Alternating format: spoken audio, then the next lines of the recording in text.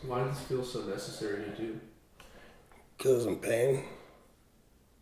pain. The conversation that surrounds the relationship between professional sports and drug usage primarily focuses on the use of performance enhancers, such as anabolic steroids. Finds that slightly open stance, feet fairly close together, crowding the plate. The pitch, there's a long one to right field. Forget about it. This one is headed for New Jersey. Performance enhancers dominate the discussion because of their results being visibly apparent in competition. In the shadow of performance-enhancing drugs looms the addictive and life-threatening painkillers. The results only to be seen behind the athletes' closed doors while they cope with the damage of training and competing. These stories often are overshadowed by the fame and glory that follows victory.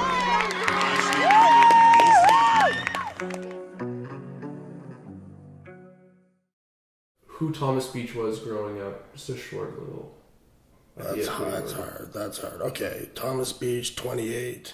Thomas Beach currently works at Toronto BJJ as a Brazilian Jiu-Jitsu instructor. Before his hardships, he was an active competitor competing around the world against some of the best Brazilian Jiu-Jitsu athletes on the planet. One of his most notable accomplishments was in 2009 when Thomas became the first Canadian adult male to win a gold medal at the World Championship. He was an incredibly hard worker, which allowed him to achieve his success, but also allowed for his fall from grace. I was training 3 times a day some days twice. Every belt, it kind of slowed down because though even at brown belt, I was training a crazy amount, I noticed that I couldn't heal like I was before. And then I started just piling up injuries.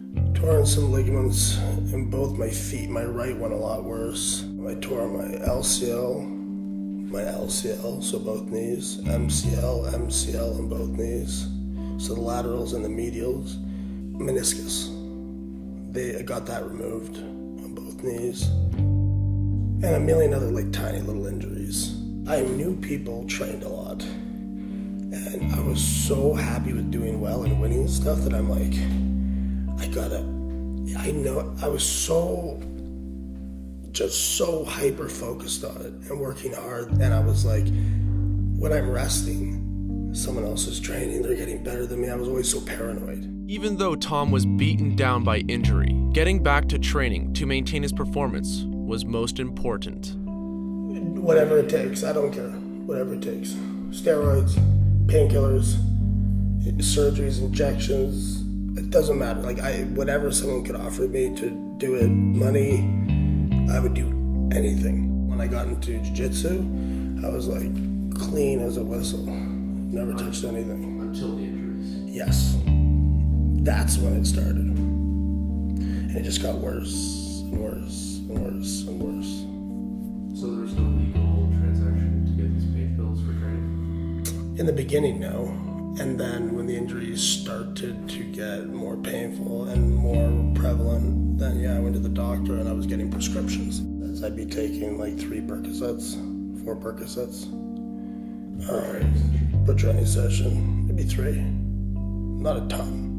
That really hits you, when you haven't built up a tolerance. And I didn't want to be in pain, I wanted to train, and it just numbs you, mentally and physically.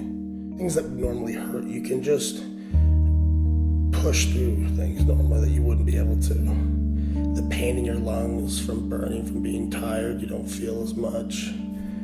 The anxiety and the stress of the overwhelming training doesn't get to you as much. It increases your work capacity, your mental capacity. You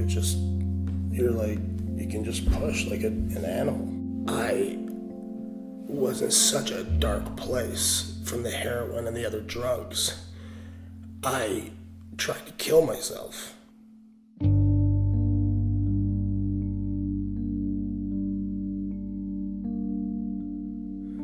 So if anybody hears this, don't take any derivative of morphine, so any opiates, ever, unless there is no option. You have to, because it is not the way.